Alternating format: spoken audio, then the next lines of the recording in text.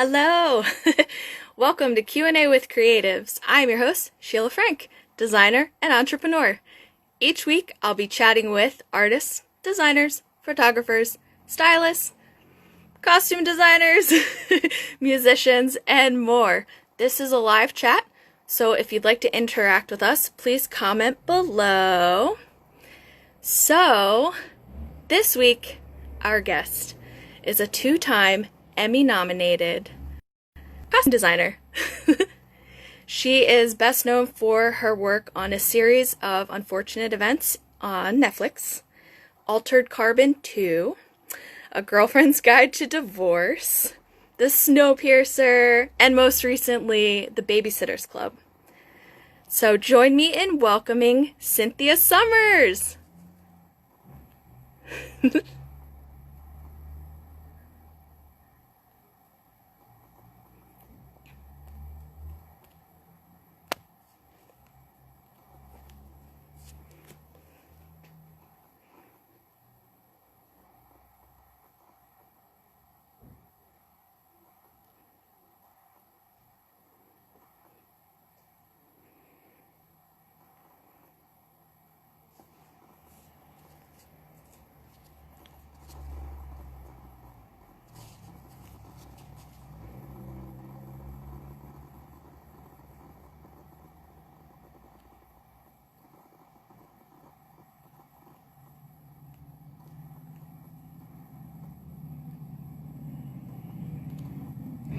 Oop, we have a delay.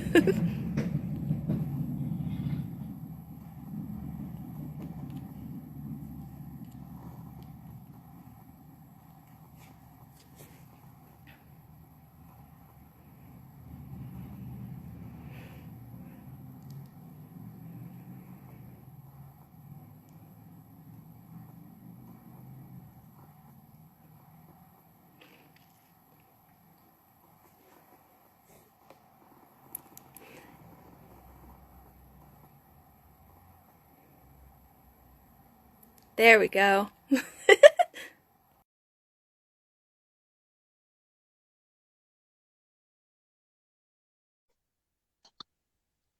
Hi! Good morning. Good morning to you. Oh, technology. I know, right?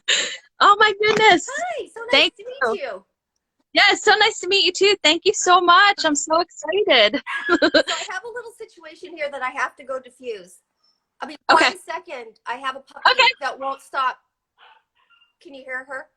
I don't know. Understood. Yes. I'm just going to let Okay. her out because she's not going to. Sure. I'll be right back. Sounds good. Right I love it.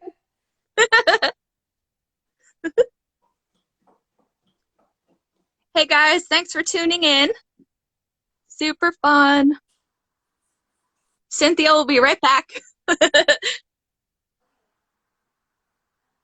Hope everybody's doing well today. It's a beautiful day here. I'm on the East Coast. Nice and warm. Are you coming? Come then.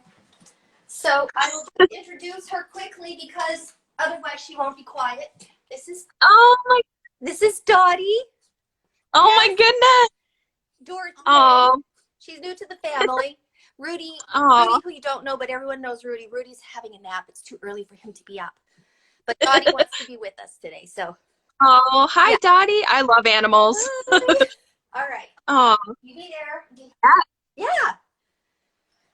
So, Yay. So I started this thing because I love creatives. I'm a creative. I admire so many people. And I thought that it would be a cool conversation to have to explain to kids that want to go into creative fields that there isn't a linear path, and to learn about journeys, and same with parents that don't want their children to be a creative. I was lucky enough to have parents that let me reach for the stars. So yeah, you're awesome. Your journey is so cool. You became a costume designer by accident, and I'd love to talk about that. Right. Yeah, kind of by accident. Well, it's not that I wasn't in this somewhere near this field at the very beginning. So I was in my early adult life, I was a dancer. And that developed into me doing costumes for dance, which, you know, it's hard to make a living doing that. And then I started having kids. And once I started having kids, you know, my world got a little bit more narrowed down. And I started doing costumes at home, and that became a big business, much bigger than I could handle. And when I had my third child, is when I decided to either expand it or sell it. And so I decided at that point to go back to to go to fashion design school, to see if I could do it better or different or manage it better somehow. And I learned that I couldn't. So that I was just doing it, you know, I was your own path, and the way you do it for yourself is probably the best way. I mean, it's not that we can't use influence and learn, and definitely the business side for me, because I'm a creative, the business side is like don't even talk to me about numbers. Yes. So you know, I learned some really valuable information. And but while I was at fashion design school, a movie came into town, and they were looking for some really particular specific tutus to be built for a dance sequence within a film. And I did, so I said, sure, let's do that. And so I did that while I was at school. And I just, you know, I went for my first fitting. It was on set. It was at what they call base camp, and which is all the trailers, and you know, there's everybody running around with headsets, and famous people and not so famous people, and just like the group, the family sort of vibe of the whole thing, and the fast pacedness of it, and just the the whole thing. I totally caught the bug. Yes. So I went back and finished school, and then, hi Mandy, I went back and finished school, and then a friend of a friend is still in set design, and so she gave me the name of a production designer, and I very nicely stalked him for a year. And then an indie came around, and he said, do you want to do it? And I said, yes. And I think that's what's been helpful for me in my life, is at the beginning, and still now, even to some degree, I say yes to everything, because you never know, you know, you never know what you're going to like or love or want or dislike, or what you're, you know, what suits you. So I said yes, and I had no idea what I was doing. It was a great film. It was Sandra Oh's first film as well. And so I met her there, and I met some producers that I still work with today. I met my set costumer, Steve, who I love, who's basically, you know, a part of my family, and vice versa. And we're still working together today as well. So that was kind of how it all began for me. Oh, excellent. Yeah. So that's great, because my question is, how did you do this with kids? Yeah, I mean, it's interesting. I did a podcast for a new group called Go for Parents, which is awesome. I don't know if Ivy's on here today, but I did listen to it, but I was it was it was fantastic. Yeah. It was really lovely, because it was really just a conversation amongst, you know, mothers and mothers to be. And it's not easy, but I want to say that it's not easy in any business. I mean, whether you're working at home and trying to manage children at home, whether you're leaving the home to go to work, just managing, it's a big juggling act, and you really need to be able to be successful in what you do. You need to be able to know that your family is okay with whomever you left them with, and to just kind of manage that and be in their lives as much as possible, which is really difficult in the film industry, which are, you know, really long days. And as a designer and the head of your department, you know, you're in it 24/7 until the film or TV show, which is really a long run usually, is done. So you really have to, I think, draw on your support group, your family, your friends. Finding great nannies is difficult, but you got to keep doing it, and it's always ever changing. Finding daycare, I think, and you have to be okay with that. And as I mentioned in that particular podcast, you know, your kids grow and become these little humans, and their needs change. So therefore their care changes, and I think that's helpful because if you stayed with one nanny for forever, I don't know if that, you know, their needs are always met. So yeah, and then if you can ever bring your kids to work, I highly recommend it. You know, I've been lucky. I if you listen to that podcast, you'll know that I work with my daughter, which is you know, could be terrible and is probably not for everyone, but if you think, but she'll help rein you in. yeah, and she's amazing, and everybody knows Phoebe, and she's her own, you know, creative in her own right, and I'm going to lose her soon, I think, because I think she's her own film career is taking off in a different direction. So that's sad for me, but and maybe I'm jumping the gun here, but I think it's going to happen sooner than later. So oh, that's great to hear. Good for her. Yeah. Congratulations. Yeah.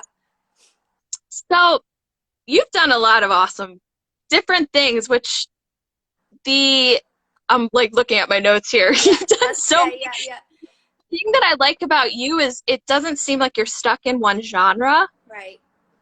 How do you go from different categories? You said you have a team, like a family of people that you do work with. How do you build that team, and how do you make your connections to work on different projects?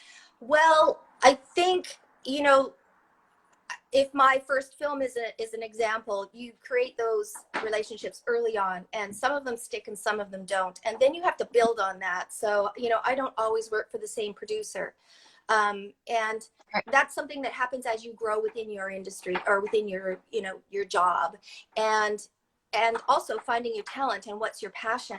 And I really do believe that, you know, some people like one genre and stick with it and hone it and really become, you know, the top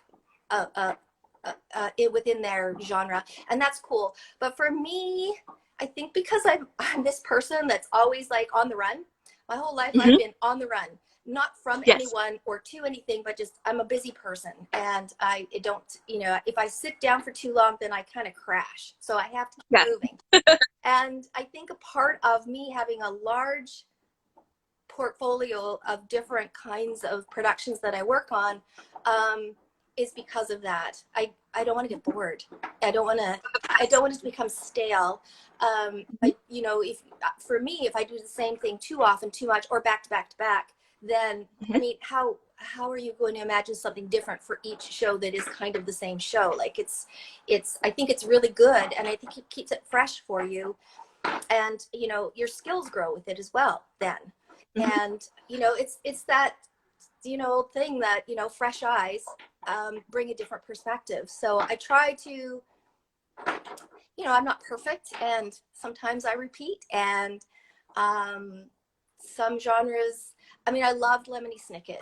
That was maybe, I was thinking about that yesterday, and I think, you know, the highlights of my career are probably the first film I ever did, which was Double Happiness, for lots of reasons, and then the L Word, the original L Word, and Lemony Snicket. Those, out of everything that I've done, I think are probably, you know, to date, in any case, you know, the top. And then if you look at all of those, they're all really different.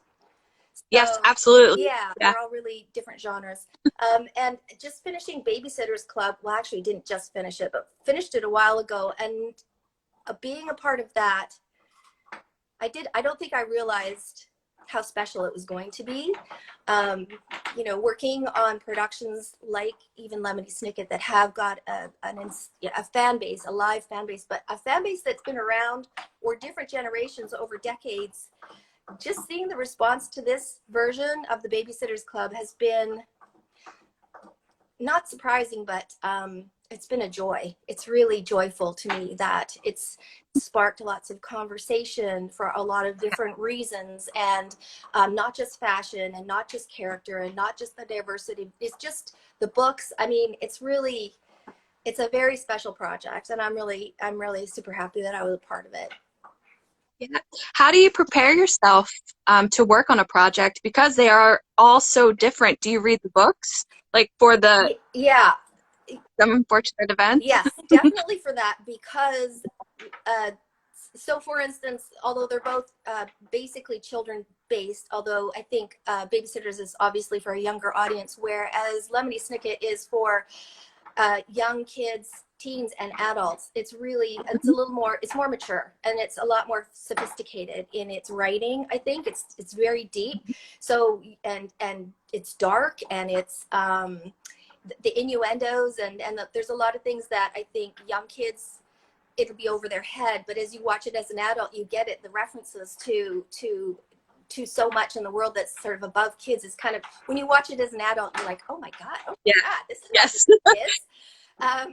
So yes, definitely for that project, I read the books because there's just so much back information. You just have to know it. I did watch the film, but I watched it when it came out, and it was really beautifully done. I didn't rewatch it because I knew that the series was going to be visually different than the film. So you have to be careful, because if you have all of this existing reference, which is kind of great, it can also be detrimental, because it could stifle your current vision, or the vision of the producer director. And Barry Sonnenfeld is like this crazy genius. He's got vision like nobody I've ever worked with before, and he's uniquely creative, and I really understood him. So that was a blessing, because if I didn't, it would have been a nightmare. It would have been really, really difficult. So that's also very important. I think at the beginning of a career, you kind of, like I said, do everything, because you're trying to figure out who you are and how you fit in and what you have to offer. But once you've been doing it for a while, and I've been in the business now for 25 years, oh my God. Awesome. Once you've been in it for a while, you kind of, it's like anything in life. Once you've been doing it for a while, it kind of hones down for you, and you can really specialize in what you do. So I forget where I was going there, which happened. Oh, that's okay. I'd love to, the word costume designer. So when I went to school for fashion design. And great. Yes. Yes.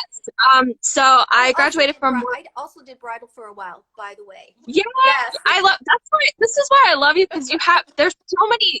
There is not a linear path. Like there's so many different things, and I designed dance costumes as well. So this is what's so cool. Yeah. Going from dance costumes to dance moms. Bridal and bridal families. Oh my gosh. I mean, that prepares you for the film world in a big way. Like after you've done that, you can take care of anyone. You really can. Well, there you go. See, there's a little bit of a path. Yes. Yeah, definitely I work a lot with a custom clientele in bridal, and oh my, you have to be very on it. Things change very quickly. They change quickly, and what I found with that was, the bride and the mother of the bride usually were the first two people to come for a consultation, or the maid of honor or whomever. And 9 times out of 10, I would say the first consultation would be like, nobody knew what they wanted. Absolutely. Everyone has an idea, and they think they know, and they get there, and then they're like, no, and you're really going to do that? No, I can't. Oh, my God, your grandmother. And it just would be like, you guys need to go away. Why do you want to wear pink? Exactly. I sit there and I sketch, and I'm like, as they're changing their ideas, I erase, and I'm sketching again. And it's a whole thing. I find it fun because it's creative, so I love it. No, it is. It is great, and it is people skills, and there's a beauty in that and to that, and definitely bringing those skills to film is like, that was a great training ground for me, a great training ground. And doing groups, so like when you're doing dance school productions, for instance, which is what my little industry was doing before I walked away from that or left it, groups of 33-year-olds in costumes, and the moms, and the organizing, and just the fittings, and the politics of the dance world. Holy smokes, I miss it. Did you have big team? Did you have a team with you when you were doing that in the dance world, or it was all you? Oh my goodness. Me, and at one Wow. point it was a friend of mine and I that did it together, and we, yeah, we would be sewing at our machines all night long, for, you know, trying to meet deadlines. And like at one point when I had my third child and he was a baby, he would be under the sewing table in his little basket sleeping while we'd be like, Wow. coffee, coffee, coffee. That is, oh, that's so, I love that. That's an inspiration right there. I love that. And I think it also taught me, you know, I learned, and though I don't really sew anymore, which is sad for me to some degree, I learned, you know, I could sew before I started. And then, of course, went back at fashion design school. I learned a few more things, but, you know, I can sew anything and I know how to tailor. So that when I'm standing in the tailor shop and we're talking about something that, like on Lemony Snicket or even Altered Carbon or Snowpiercer, that are unconventional structure, I can talk the language with them. And you know, if I do have, for instance, on Lemony Snicket, Esme's shoulders were a thing for me. They were a thing for me, and they were never big enough. Believe it or not, even the pink suit at the end, her final sort of look was, they were never big enough. But you know, I was able to understand how you can get certain structures out of shoulders, lapels, and how it sits properly, and how it, you know, then how the double-breasted fits properly, et cetera, et cetera. So I think that's really important, whether you do it or not, or you're just, you know, guiding someone else, a tailor or your stitchers. I think it's really important to have the language and understand structure and draping. That's what I do for anything now, draping. That's what I do. I put it on a mannequin and I'll just run it around and I'll just do this and that's what I want. And then I'll walk away. And then it's wonderful and fascinating to watch the tailor as well, because I can see in there, I have some great tailors. I can see they're all men, I think. But yes, they are. But I can see in their heads, I can see them thinking and sort of the math all happening.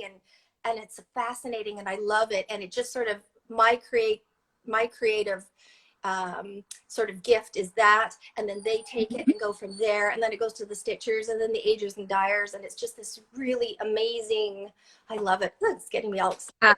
I know. I love the creative process too. I would love for there to be a documentary on you, to go behind the scenes and follow the whole process. Maybe we'll have to do that. That would be so fun. That would be so fun. Yeah. Yes. Yeah. So you brought up Esme. You have to talk about the octopus, that costume. It was out of latex. So how did that come? I can't even talk. It's so amazing. I love that costume. So talk to me about that. How did you draw your inspiration? And so on Lemony, it was such a big show, and a lot came from the books, but a lot came from the adaptation of the books to the scripts, which were different. Like we weren't in a Edwardian period like the books are. We were all over the place. And you know, people ask me, well, what was the time frame? What was the, and I'm like, well, anywhere from like 1800 to the late 70s. And I kind of capped it off at the 80s because then that was just too close. And everything was a blend. Didn't stick to one decade really for any one look. And I think that was super helpful. So that let us be able to go to this really fantastical world. And as you watch season 3, you can see as Olaf's look, he's in decline, because I mean, there's no spoiler alert anymore, but he's dead at the end. So he's in decline and Esme's on the rise. And, you know, fashion, there's one great line when she's coming down and she's in her fire suit and the kids are looking through the binoculars and they're going, someone's on fire. There's fire coming down. And one of the kids looks through, he says, that's not fire, that's fashion. And that was Esme's, you know, trick through the whole thing. So she gets bigger and bolder as we go. And when I got the script, it was everything is happening in that episode on the submarine. So there's a theme, if you will, on the submarine, obviously. So instead of doing like a sailor outfit or something more indicative, she goes above and beyond, and she is wearing on the page a octopus dress. And I was like, Yes. an octopus dress, and how do I incorporate that and make it not seem out of place, etc., etc. So I guess from there I just went, well, it can be anything because nothing is out of place on this show, so it can be anything. So we started researching, and obviously a big reference for me was oh my goodness, her name's, you know, the one from The Little Mermaid. Yes.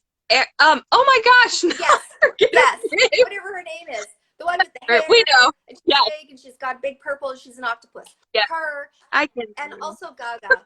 So on one of her tours, she had an octopus thing going on. I think she had two, and so that sort of to me was like, okay, so we can make a skirt out of tentacles. So I kind of went from there, and then if you Esme-ize it, it's got to be kind of crazy and sleek and a little bit sexy, but in an odd kind of way, and it needed to be have some comedy to it. So it needed to not fit in the submarine. So, and on the script, it actually was anatomical, so it actually moved on its own, and we realized we couldn't do that. There was just not enough space because our set actually was the size of a submarine inside, so it was really limiting. So, and did I read that it was somebody wanted it to be animated at first? Did I read that? Okay. Yeah, it was. Wow. Yeah, it was supposed to move, but we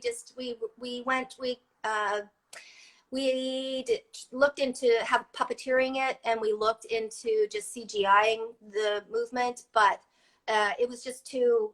There's so much going on, and there's always many people. There's always at least 3 or 5 of them in the submarine, and it wasn't going to work. So it needed to have buoyancy. It needed to have on its own. It needed to have be able to move, and it needed to stand out. And it needed to be durable as well. Yeah. Lucy Punch is like her. Like I couldn't have had a better cast. I mean, Neil Patrick. I could just go on, but Lucy is so animated in everything she does. Every part of her body moves, right down to her fingertips. Like everything is movement. And she's quite staccato with everything she does. She's so fabulous. So my amazing illustrator did a whole bunch of illustrations. We sort of honed it down. Color was dictated by my producer, director, Barry. He wanted it to be a certain color of grape. So don't know why. No real reason. That's what his heart desired. Yeah, that's what his heart desired. So we went there and we did a bunch of swatches. He picked a color. In my mind, it needed to be latex for it to work, for me to be able to get to do these, make these tentacles. And so we couldn't find the color. So we had it custom done in London. Nice. The latex in the color we wanted, shipped over. We were running out of time really fast because I have a really amazing specialty costumer that I use in LA, but time-wise, it wasn't going to work out. So we had to make it in-house, and we needed 2 of them. And how long did this take? Yeah, it took longer than we wanted it to, but it was done in a super short period of time. I think it was done just under 3 weeks, 2 of them. Wow. We needed 2 because we had to have a backup in case we blew a tentacle, which of course it did. They were actually glued. Working in latex is actually really toxic. So I have a really great photo of the costumers and the people constructing it wearing their gas mask, like actual gas masks. Well, because the glue is highly toxic. Wow. Yeah. For the little suckers, those are finger pots, which was a big topic of discussion on the internet. What is that? What is that? So those are I was wondering what that was. Finger condoms that use for paperwork.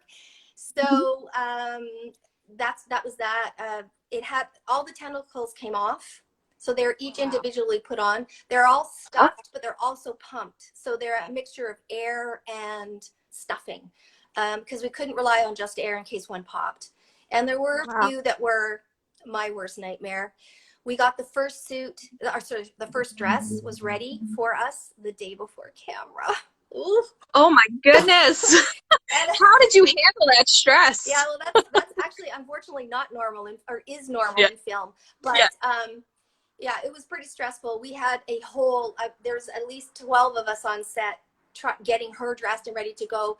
I have a great photo of my costume illustrator who also does specialty costumes, and he's got his electric drill, and he's drilling one of the tentacles onto her, and then my other costumer's there with a pump, and he's pumping away on this other tentacle, and we're tweaking, and she's trying to get ready, and Hair's doing that amazing wig she wore.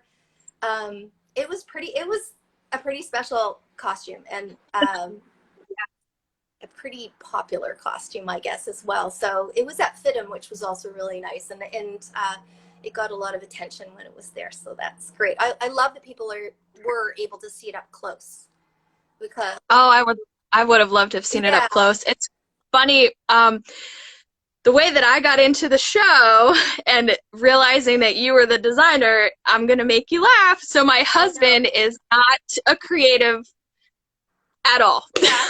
And he was binge watching this show, and I saw the costume. I walked into the family room and saw it on the screen, and I was like, what is this? I was shocked that he was watching it, first of all. Yeah. Well, it's a smart show. Like, it's really smart. Amazing. It's really got great innuendo and backstories. Like, it's really intelligent. So that's why your husband's watching, because he's very intelligent. I know. I'm so proud. That was great. But I love hearing the story, the behind the scenes, and everything that it takes to create this, because people don't realize what goes into creative industries like this. And I love that you shared that with me. That's great. So how many projects do you work on at a time? Well, yes. So I'm infamous for that. I usually have, Lemony Snicket was one. You couldn't do anything else. That was it. That was my life for 2.5 years.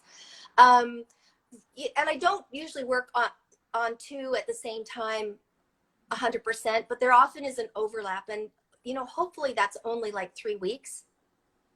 Often it's more, but hopefully it's only like 3 weeks, because you can kind of manage that. And you have to make sure that you're in the same city, and you can juggle your crew, and you have sort of, a large crew, so you can kind of disperse people around and then sort of piggyback crew from one to the next. So it's a big juggling act, but it's worth keeping the team together. And if I have work, they have work. So great. I'm always working, because I can't lose them. Oh. Yeah. So you're in Vancouver right now? Yes. Yeah. Okay. And how often do you travel do you do anything in LA? Are you doing anything now? Yeah. What's happening? I kind of go where the job is. Okay. I work in Vancouver and LA primarily. I haven't been in LA for a while. I came back for a show. I guess I was there for like 5 years straight. And then I came back to do a show in Vancouver, and I've been here ever since, and that's almost 10 years. Oh, that's so okay. Vancouver's busy, and fortunately it's a great place to work. So fortunately, the diversity of work of shows in Vancouver has exploded and broadened, whereas Vancouver before used to be all about sci-fi. Like, anything sci-fi you see on TV was probably done in Vancouver.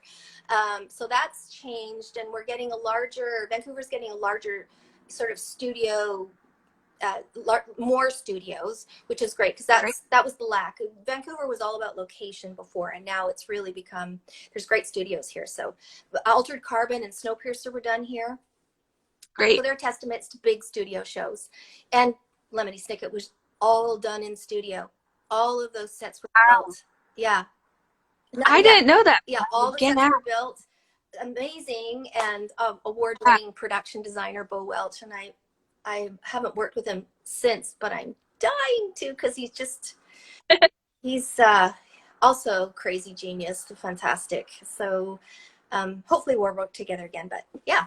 And as far as work, well, like the rest of the film industry, we went down. I was on a project and had another one lined up, and was just about to start, and that was March 13th, and we haven't been back to work yet. It's starting to amp up. Yep. I'm excited and also really nervous about going back to work. With COVID, it's going to be, the whole industry, the face of the industry will be very different, is very different, and will be very different. And it's going to be, I don't want to be too down, because we are excited about going back to work. It's just going to be very different, and maybe in a positive way, because the film industry is, it's grueling. You know, as creative as it is, it's grueling. So I think that a lot of studios are going to have shorter days. I don't know how we're going to get everything done, but shorter days, perhaps longer shoots, maybe, to get that done. So yeah, and just the day-to-day on set's going to be, you know, interesting. Everybody's wearing masks and shields and gloves. Absolutely. Actors don't know. It'll work out. Yeah. We'll figure it out. We always do. Yeah.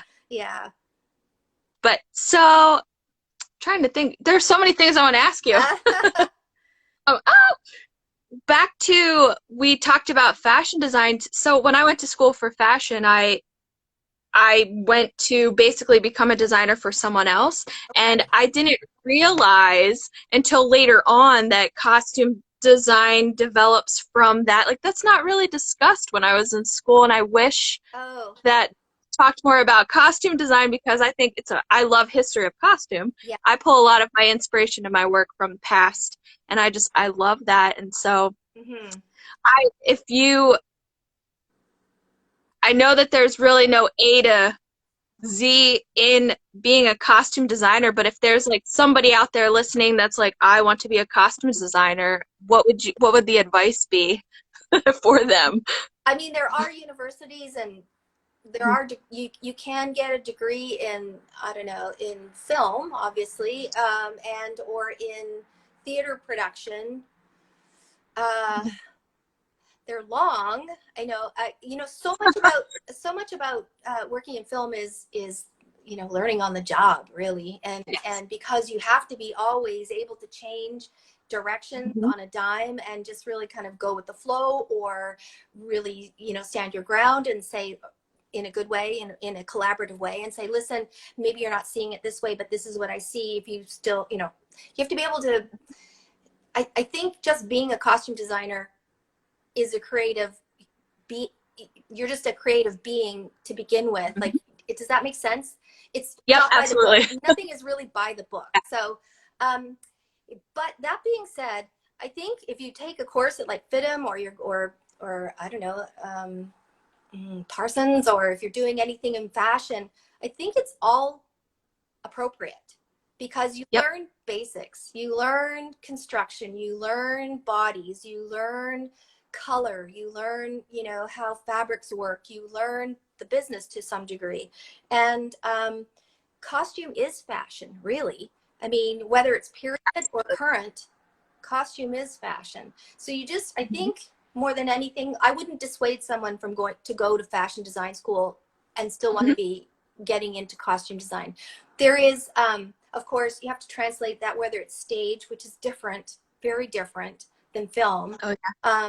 You know, I think having that base, and then, you know, sort of changing where you need it to work, whether it's stage or dance or film or TV, because those are slightly different as well, the way they operate day to day, slightly. I think it's great.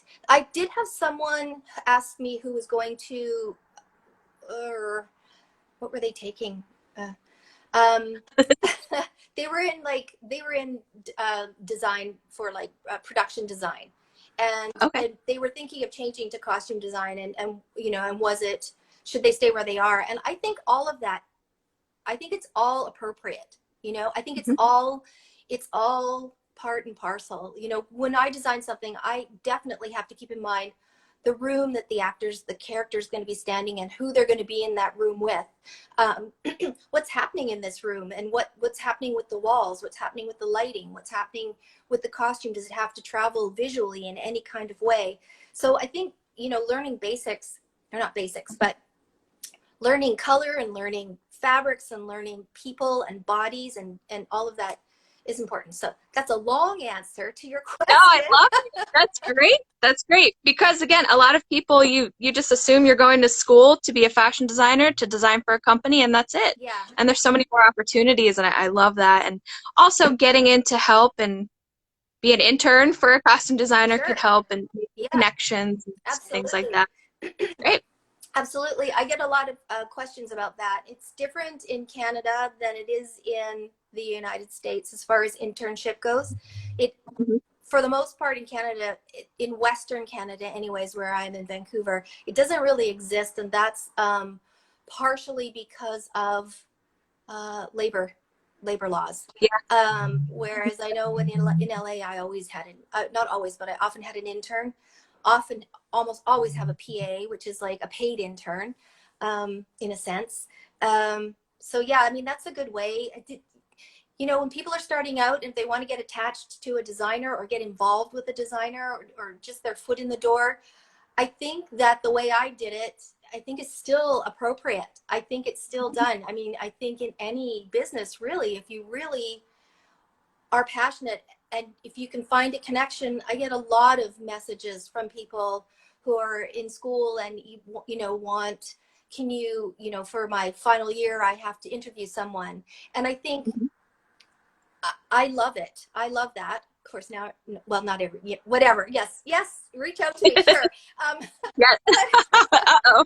But because there's so many ways to talk now too. I mean, we don't actually have to speak, which is always nice, but you know, Yeah. there's so many ways to connect. And I think that's important, and I think you should, because that's how you make the connections. You know, you Yes. can't just go to school and sit around and expect it to happen. Right. You have to get out there, and you have to know that you're going to have to work for it, and you're going to have to work to get a connection, and then that connection is probably going to be just spending time for free. Yep. But you're Absolutely. gaining more knowledge and you're making connections, and that's the point of the whole thing. I mean, when I did Double Happiness, I was basically working for free, and Mhm. I was telling this story somewhere else, and I didn't know what I was doing, so I was learning as I was going along. I didn't really have anybody showing me. I wasn't the only person on the production that was going through that as well, but I was learning, and my set supervisor, who is Steve, we were both learning. We had no idea. We couldn't read a call sheet. We knew how to shop, but we had Yeah. no idea what we were doing. And I even drove the truck, which was crazy. And so, you know, and I don't recommend that, but I Yes. did it because I didn't know any better, and I don't know, the production let me do it, and that was one way I could get the job done, I guess.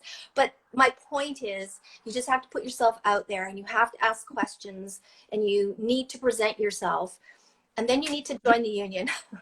And I'm not a big union person. I never really was, but really in film, it's important. That's great. Indies are great, and that's where you Mhm. get your knowledge, and that's where you hopefully will gain some um, um, relationships. Um, and indies are even fun after you're someone who's been like me, been in the business for a long time. I love to do an indie once in a while because it's a slightly different dynamic. Everybody's super Mhm. passionate. There's probably Yeah. next to no money for anything, never mind pay.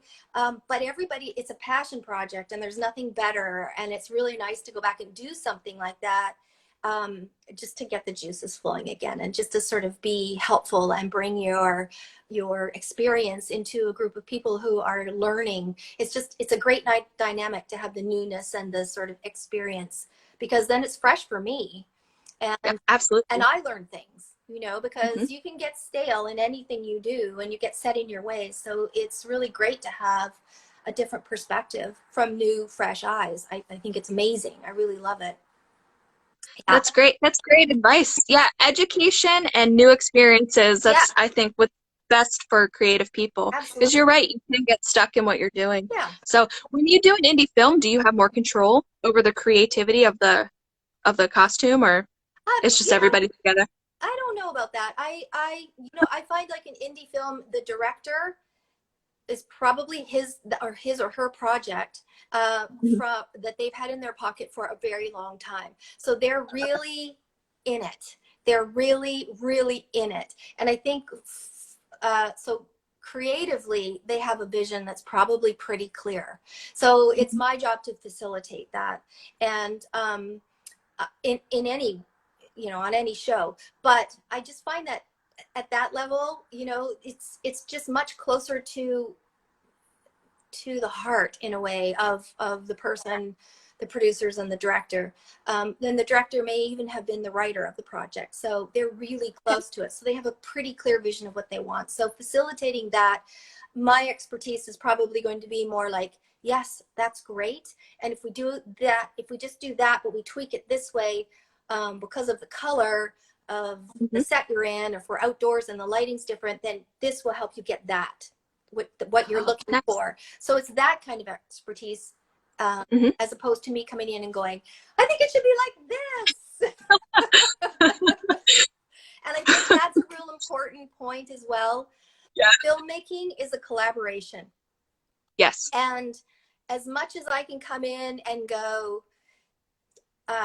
here's what I think, and it should be like this, and I'm going to do that, you really have to kind of step it down a little bit. You have to knock yourself down a little bit and take in what everybody else is wanting and needing out of this project, and become a part of the team to make that. Because you know, if you want to do it the other way, then you should probably be doing your own thing, or just be an artist, be a visual artist or a creative or physical artist, whatever. But it's a group collaboration, and a lot of times you'll start up here and probably everything winds up down here.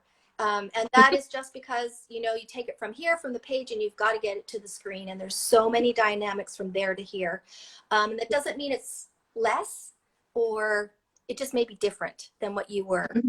And another designer posted something once, and she said, you know, sometimes as a designer, if you come up against a wall and it's not working, or someone's not on the same page as you, but you think you're right, you may be able to change it slightly, and then you just have to get out of your own way. You just have to get out of your own way and be a part of the process. And, you know, being an artist or a designer, there's a lot of ego involved in the film industry. And so that can be really hard.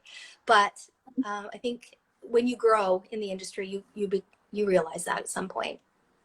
Yeah. Oh, that's great. Yeah. You're so down to earth. I love it.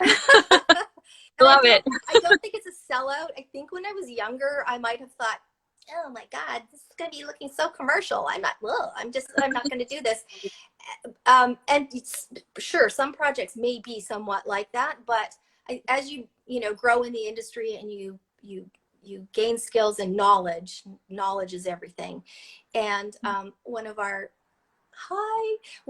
Jody's here. He's an AD, so you have to listen to the ADs, and they will make your day great. They will make your day great. They make everything happen on set. And so, you know, from the top to the bottom, from concept to getting it done during the day, on the day, anything and everything can and probably will change to some degree. And you just have to go with it. Yeah, you just have to go with it. You have to make it work. And then I think it's important to stay on it, because if you want your vision to retain its essence, even if it does change somewhat, you want to be there to make sure it changes in a direction that keeps your vision alive. I think that's really important. Yeah, absolutely. I saw that Mandy made a comment about the Clueless reference in the Babysitters Club. And I know we're jumping topic here, but do you want to talk about that? Sure. I mean, I had a great team on Babysitters. It was like 1/8 of the team I usually work with. And this is the great thing about, you know, going from a giant project like Lemony that was like, I had a team of 30 people. And then I had artisans on the, you know, that I outsourced some things to. So it was a huge crew. Babysitters, I think there was 5 or 6 of us. And I had a great team, and I was shopping with my assistant designer, Kelsey. And there's a great store. It's like a department store. It's like kind of like I guess maybe an upscale Macy's, a real upscale Macy's. And it's not Neiman's, and it's not quite Barney's, which is so sad that's gone. But they're amazing. They're Simons. They're called Simons. So I purchased for Babysitters, I want to say like 80%, maybe 90% of what you see on screen on Babysitters for all those characters from this one store. They're amazing. But so we're shopping, and we're shopping for Claudia, and Claudia's obviously the one that's, you know, you can never not be shopping for Claudia, because her look is so aspirational and so art house inspired, and you know, you can be so creative with her, so you're always looking for her. And they had this suit at Simon's, and this yellow black plaid suit, and I'm like, oh, that'd be great. And because Mamona, whose mom is on here, at least I saw, hi Ari, who, you know, she's so tiny, it was so great because I could buy pieces that were obviously way too big for her, but obviously, or not obviously, but being too big then gave it a real 90s vibe when she wore it, which was great. So it kind of brought it back to, you know, the origins of the books, the late 80s, early 90s, which is fantastic. But anyways, we found this suit, and I'm just like, oh, that's great, we got it. And then there's the graphic tee with the dog on it, the Greyhound, which was not Simon's, but we got that. And she always has these big, hi Ari, she always has these big platforms on, because Mamona was quite a bit shorter than the rest of the girls, and so for camera, for eyeline, we needed to bring her up. So anyway, they were gold. The neck, the jewelry, the complet jewelry, which I love, it just all came together. And we got back, and our fittings were always long and fabulous, because you can imagine young girls in a fitting with all of these clothes, and we often had to do them, you know, one after the other all at once, so they would overlap a little bit, and it was just like, oh my god, it was like the best. I haven't had that much fun since L Word, probably, or maybe Girlfriend's Guide was the same sort of thing, but with adults. It was like, oh my god, is that for me?